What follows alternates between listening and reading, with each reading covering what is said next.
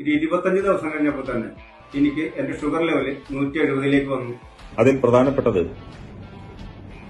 ഞാൻ ഉപയോഗിച്ചുകൊണ്ടിരുന്ന ഇൻസുലിന്റെ അളവ് എനിക്ക് കുറയ്ക്കാൻ സാധിച്ചു.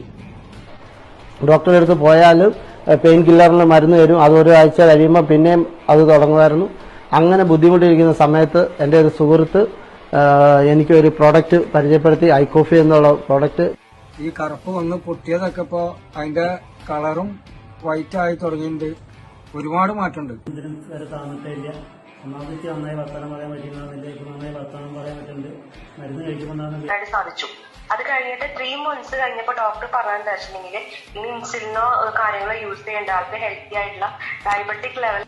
അങ്ങനെ ആ കോഫി 3 ബോട്ടിലോളം ഞാൻ കഴിച്ച് എന്റെ ഷുഗർ ടെസ്റ്റ് ചെയ്തപ്പോൾ ഏകദേശം 110 என்ற லெவலிലാണ്. அவங்க மூலியமாக அந்த ஐ காஃபி சாப்பிட ஆரம்பித்தேன். ஆனால் சாப்பிட ஆரம்பித்ததுலேருந்து எந்த இது எப்பவுமே இறங்காத இந்த சுகர் ப்ராப்ளம் அப்படி கிராஜுவலாக இறங்கிடுச்சு. இப்போ வந்து எனக்கு வந்து നമ്മളൊരു പ്രൊഡക്റ്റ് പരിചയപ്പെട്ടു, കാണിച്ചതും ഞാൻ വാങ്ങിക്കുന്നു കഴിക്കുന്നതും കഴിച്ചു തുടങ്ങിയതിന് ശേഷം എനിക്കിത് പറഞ്ഞത് നല്ല ഒരു 10-15 ദിവസം കഴിയുമ്പോഴേക്കും തന്നെ എനിക്ക് ഒരു പല വ്യത്യാസങ്ങളും ശരീരത്തിന്റെ.